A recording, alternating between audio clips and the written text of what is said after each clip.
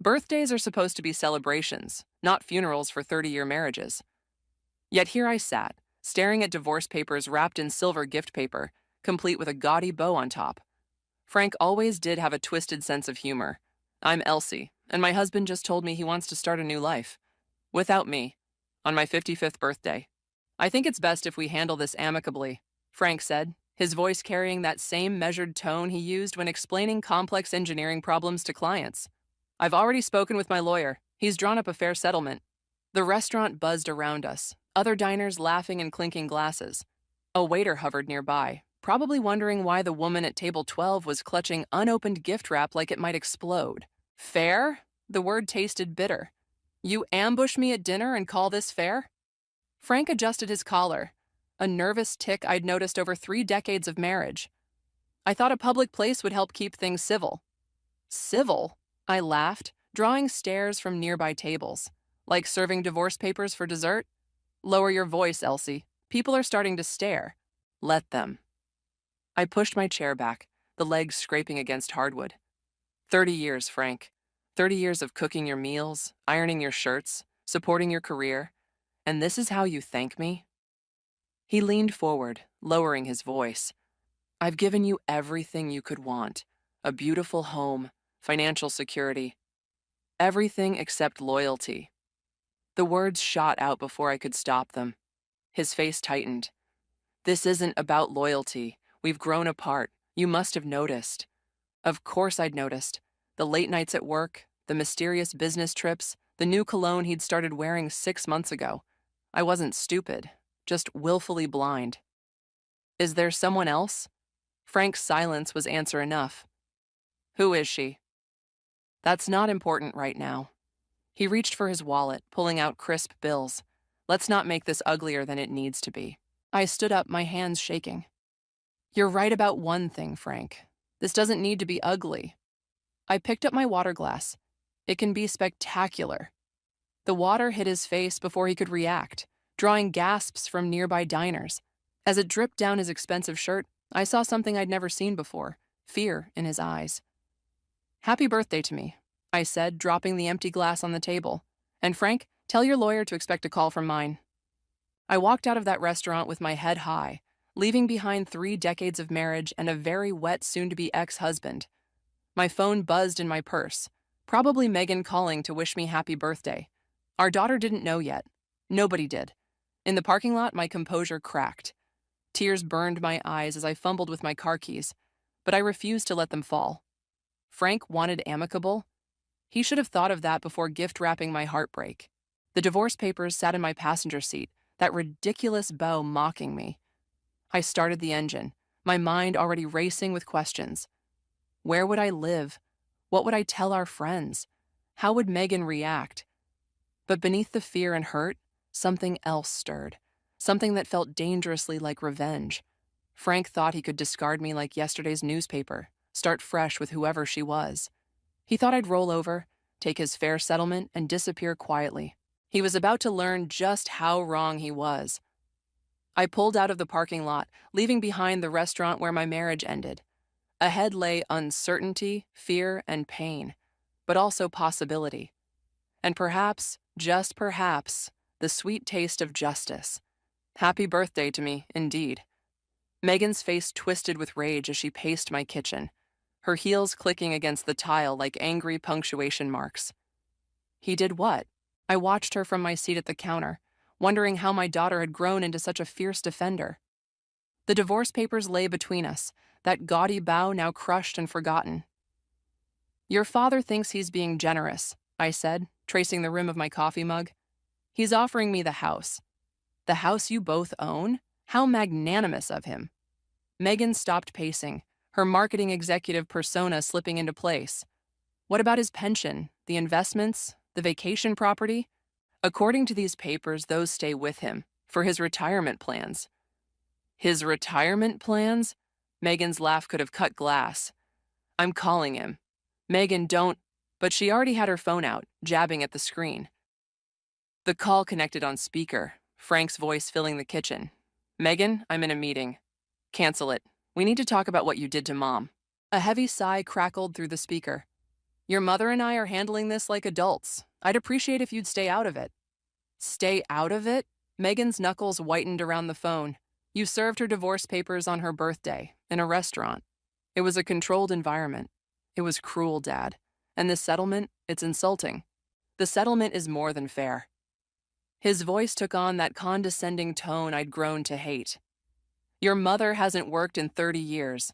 The house gives her security. The house gives you an easy out, Megan snapped. What about the money you've been moving around lately? Those new accounts Mom doesn't know about? The silence that followed was deafening. I straightened in my chair, watching my daughter's face carefully. What accounts?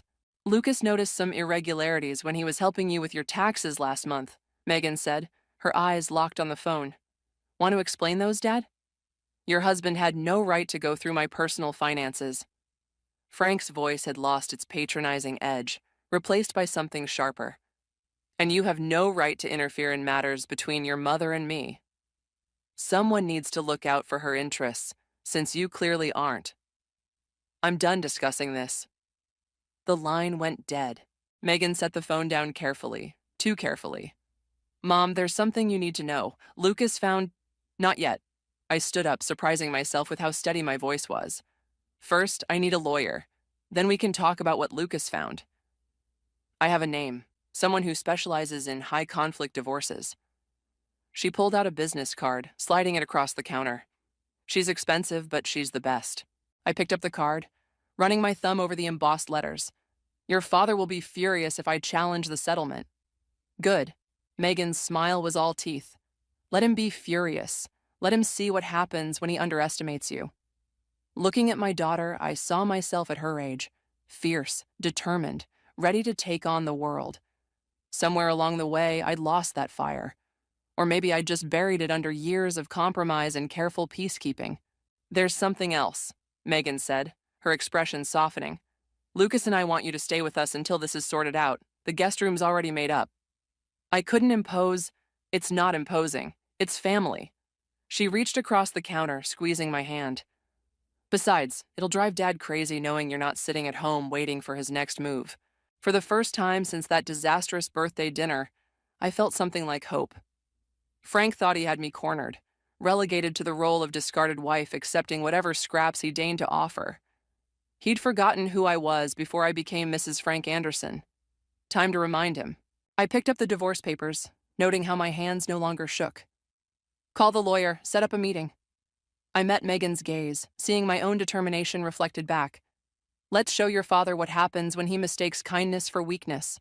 The photograph landed on my lawyer's desk with the weight of a bomb. Lucas had found it buried in Frank's cloud storage. My husband and a woman I didn't recognize, intimately entangled at what looked like a hotel bar. The date stamp showed 3 months ago, during what Frank had called a critical business conference in Phoenix. Her name is Grace Matthews, Lucas said, his usual calm demeanor tinged with disgust. She was a consultant at Frank's company before he retired, 35 years old. The age hit me like a physical blow, 20 years younger than me. I stared at her glossy, dark hair, her perfectly manicured hands on my husband's arm, the way she looked at him like he was her future. There's more, Megan added, pulling out her tablet. She's been appointed to 3 different tech company boards in the last 6 months, companies Frank had connections with. My lawyer, Catherine Walsh, studied the information with sharp eyes. And the accounts you mentioned? Lucas pulled up several spreadsheets. Frank's been moving significant amounts into offshore accounts. Started about 8 months ago, right around when Grace Matthews began her meteoric rise in the industry. He's been planning this, I said, my voice hollow. All those late nights, the business trips, the secret phone calls. He wasn't just having an affair. He was building her career. With your marital assets, Catherine noted, typing rapidly, this changes everything. The settlement he offered isn't just unfair, it's fraudulent. A memory surfaced.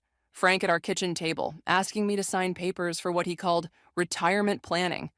I'd trusted him completely, never questioning, never doubting. What's our next move? Megan asked, her hand squeezing mine. Catherine's smile was predatory. We file for emergency injunctions on all accounts. Then we request a forensic accountant to trace every penny he's moved. And most importantly, She tapped the photograph. We make it clear we know about Grace. My phone buzzed. A text from Frank. We need to talk. Dinner tonight? He knows we're here, I said, showing them the message. He's trying to control the situation. Good, Catherine replied. Let him think he still can. Meet him for dinner, record everything. But first, she handed me a stack of papers. Sign these. We're filing them this afternoon. Later, at an upscale restaurant Frank had chosen, I watched him fidget with his wedding ring, the one he still wore, despite everything. His tell when he was about to lie. Elsie, be reasonable, he started. This hostile approach isn't like you. No? I sipped my wine, savoring the moment. How would you know what I'm like, Frank? You've been too busy with Grace Matthews to notice. The color drained from his face. Who told you? Does it matter? What matters is what you've been doing with our money, our future. I can explain the board appointments, the offshore accounts, the hotel rooms. Each question hit him like a slap. Save your explanations for the forensic accountant. He leaned forward, voice dropping to a harsh whisper. You're making a mistake. I offered you a clean break, a comfortable life. Don't throw that away for spite. Spite? I met his gaze steadily. No, Frank, this isn't spite. This is justice. You'll get nothing, he snarled. I'll fight you every step. Like you fought for those board positions for Grace? I stood, dropping my napkin on the table. I wonder what the ethics committees would think about that. Fear flickered in his eyes, real fear, like at my birthday dinner. But this time, I didn't just see it. I savored it. You taught me something, Frank, I said, gathering my purse. You taught me that sometimes the people we trust the most deserve it the least. I'll remember that lesson. And so will you. I left him there, staring at his untouched meal, knowing his perfectly planned future was unraveling thread by thread. In my purse, my phone recorded every word, every threat, every admission. The game had changed.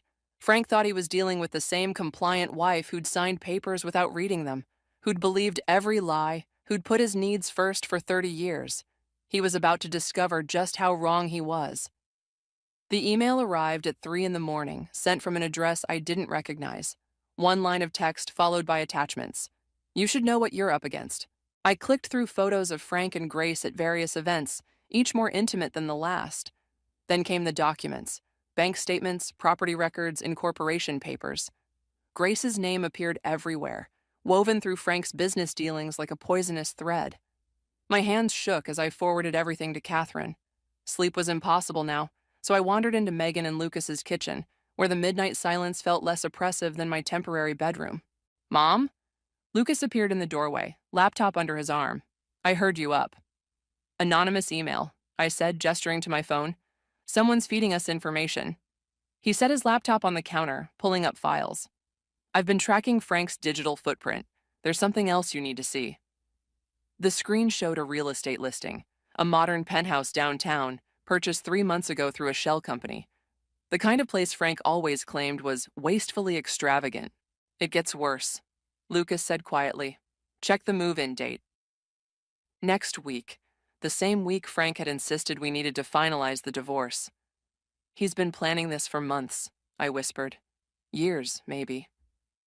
There's more, Lucas hesitated. The shell company? Grace is listed as co-owner.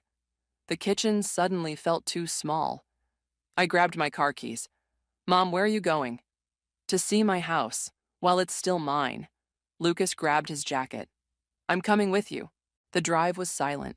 Our family home emerged from the darkness, its familiar outline now seeming false, like a stage set hiding ugly truths. My key still worked. Inside, everything looked normal. Family photos, collected memories, 30 years of life together. But something was off. The study, I realized, heading upstairs. Frank's private space had always been off limits. His sanctuary for work, he'd called it. Now I knew better. The door was locked, but Lucas made quick work of it. Inside, Frank's usually immaculate desk was chaos. Papers everywhere, drawers left open. He's been here tonight, Lucas said, examining the mess. Looking for something specific. I started sorting through papers, muscle memory from years of organizing Frank's life taking over. Bank statements, investment records, a half-empty bottle of expensive scotch I'd never seen before. Then I found it. Buried under tax forms, a handwritten letter from Grace. Frank, everything's ready. The boards are secured, the accounts are clean. After the divorce, we'll have full control. She'll never know how long we've been planning this. All your careful grooming of me is about to pay off. The words blurred. I sat heavily in Frank's chair, the leather still warm from his recent presence. Mom? Lucas's voice seemed far away. He didn't just betray me, I said, my voice strange to my own ears. He used me. All those years I supported him, managed his life, helped him climb the corporate ladder. I was just a stepping stone. Lucas gathered the papers quickly, taking photos with his phone. This is evidence. Catherine can use this. No. I stood up, something cold and clear crystallizing in my chest. Not yet. Frank's looking for these papers for a reason. They're valuable to him. What are you thinking? I'm thinking it's time to stop playing defense. I picked up Frank's scotch bottle, studying it. He taught Grace everything she knows about business, but he taught me everything about him. A car door slammed outside. Headlights swept across the windows. He's back, Lucas whispered. I grabbed the letters and key documents, leaving the rest scattered. Good. Let him wonder what's missing. Let him worry about what I know. We slipped out the back door as Frank's key turned in the front lock. In the car, Lucas looked at me with concern. Are you okay?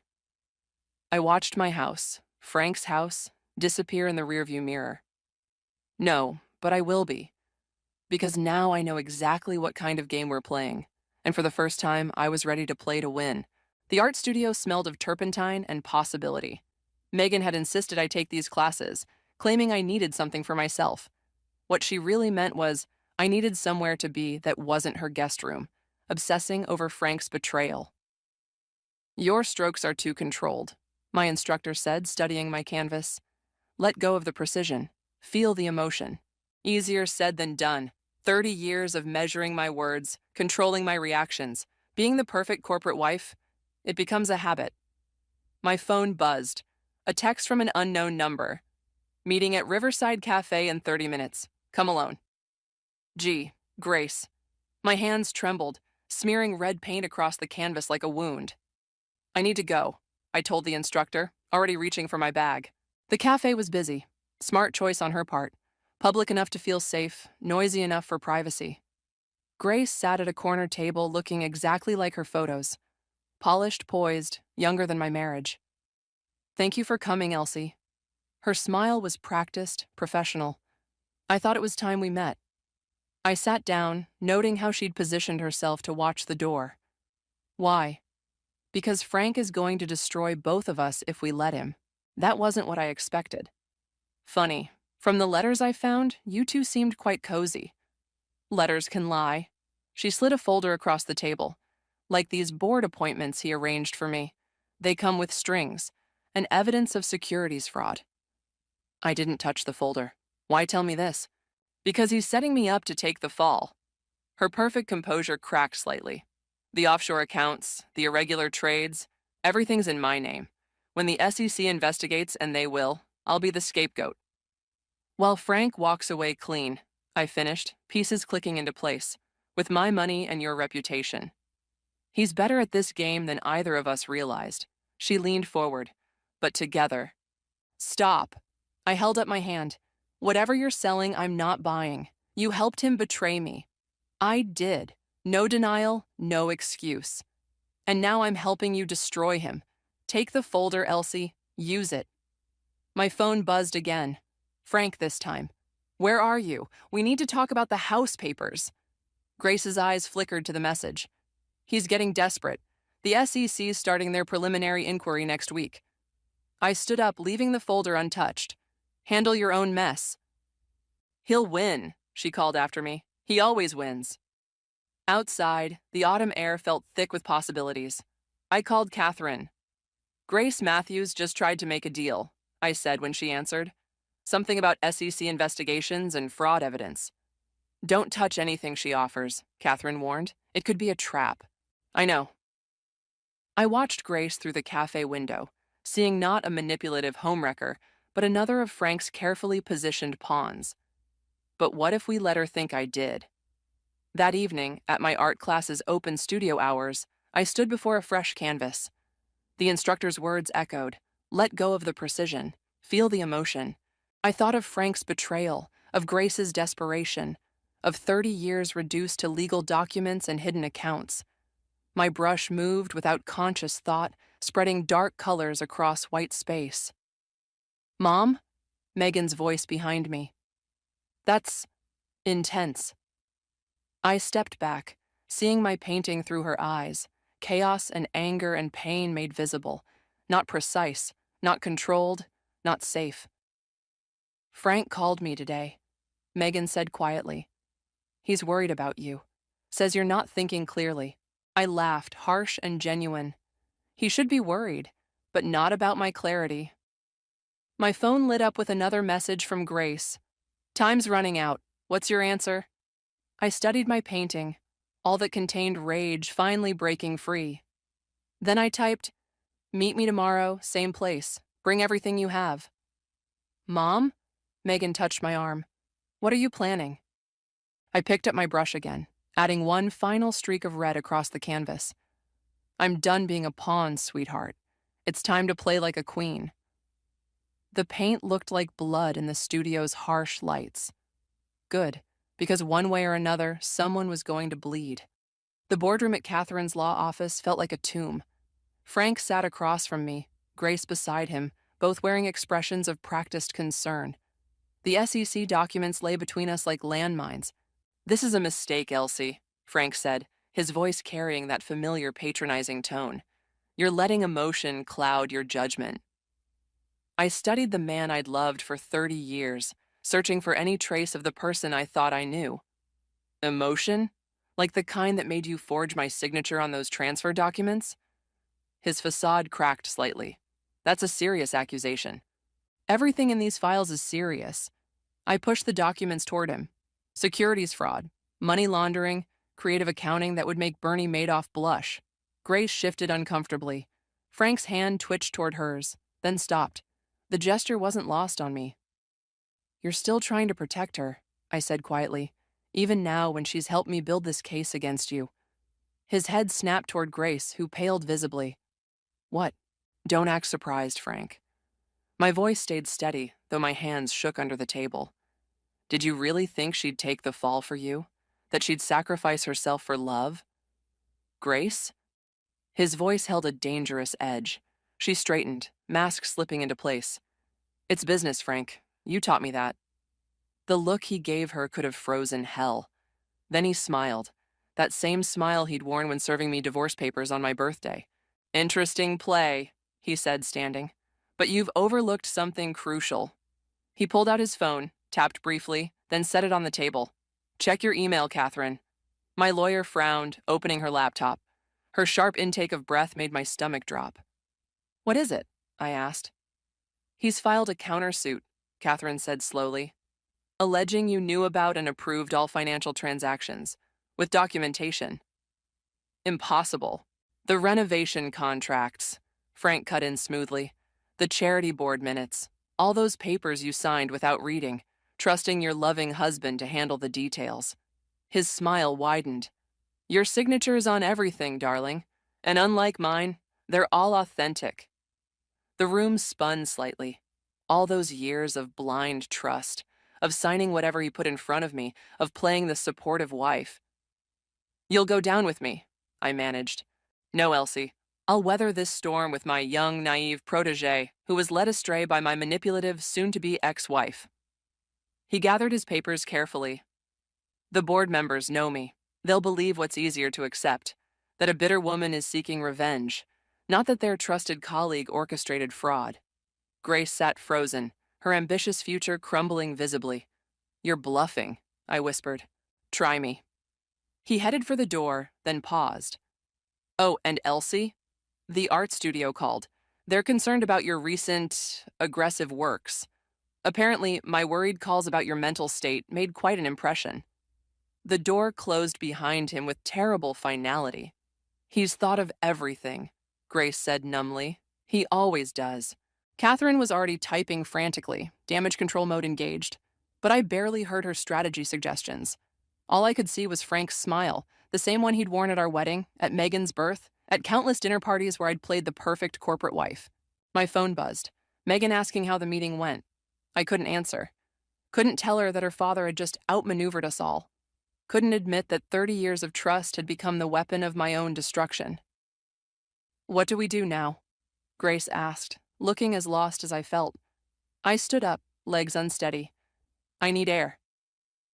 In the hallway, I caught my reflection in a window. Gray streaked hair, lines earned from years of smiling at Frank's jokes, wearing Frank's choices, being Frank's wife. My phone buzzed again. A text from Frank. "The house papers need your signature by tomorrow. Let's not make this messier than it needs to be." I pressed my forehead against the cool glass, watching the city below continue its normal rhythm, unaware that my world was imploding. Then I straightened, remembering my latest painting, chaos and rage and something else, something that looked like freedom. Frank had thought of everything. Almost everything. The annual tech industry gala buzzed with artificial cheer, a perfect stage for what was about to unfold. I adjusted my black evening gown, the one Frank always said was too bold, and watched him work the room, Grace at his side like a trophy. Lucas appeared beside me, champagne in hand. The USB drive is planted in his laptop. Megan's got the presentation queued up. I checked my phone. One new message from Catherine. "SEC team standing by, give the signal." Frank caught my eye across the room, his smile faltering slightly. He excused himself from his group, making his way over. "Elsie, I didn't expect to see you here." "I'm still on the charity board, Frank. Remember? All those papers you had me sign?" His jaw tightened. "We should talk privately." "Actually," I gestured to the stage, "I believe you're about to give your retirement speech. Don't let me keep you." He studied my face, searching for tells he'd learned over 30 years. I gave him nothing. The chairman called Frank to the stage. Applause rippled through the room as he took his position behind the podium, Grace beaming from the front row. "Distinguished colleagues," he began, "after 30 years in this industry." The presentation screen behind him flickered. His carefully prepared slides disappeared, replaced by financial documents, email exchanges, and photos. All the evidence we'd gathered, now displayed for his peers to see. Frank faltered mid-sentence, turning to look. His face went ash white. "Keep going, Frank," I called out, loud enough for everyone to hear. "Tell them about your retirement plans, the offshore accounts, the manipulated board appointments, the fraud you plan to pin on your mistress." Grace stood up sharply, her perfect composure cracking. "You said you'd protect me."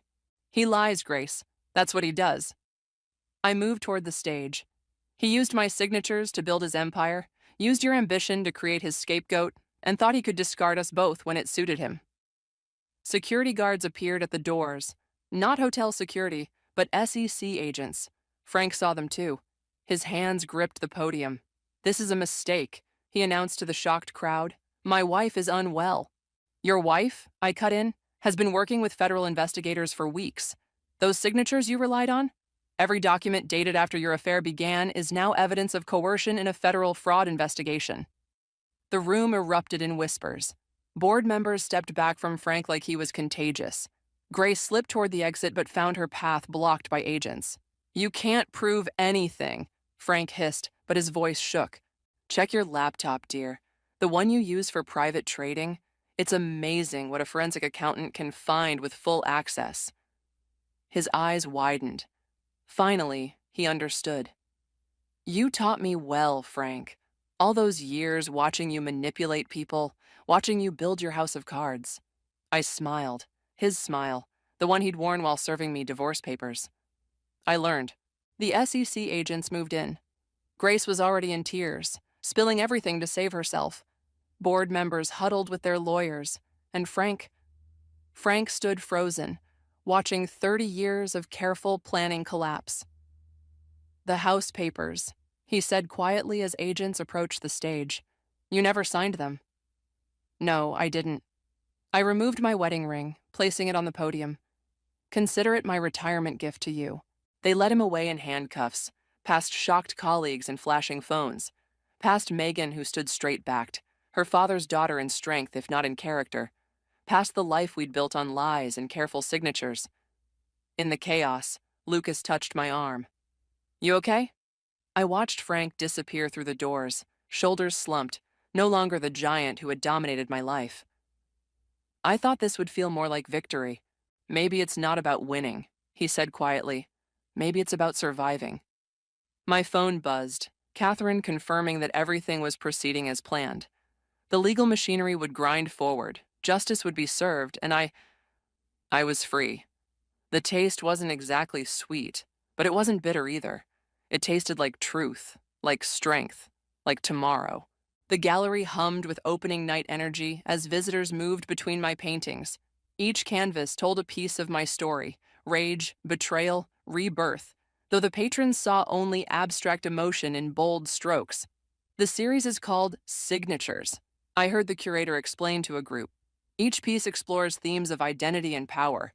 I touched the simple silver pendant at my throat, my first purchase with my own money after the divorce settlement. Frank's assets were frozen pending his trial, but my share had been secured, along with something far more valuable: my freedom. That one's my favorite, Megan said, pointing to a particular piece. Dark lines tangled with splashes of crimson, but at the center, a small spark of gold broke through. I'd painted it the day Frank's plea deal was finalized. Mine too, I admitted, though I'm not sure why.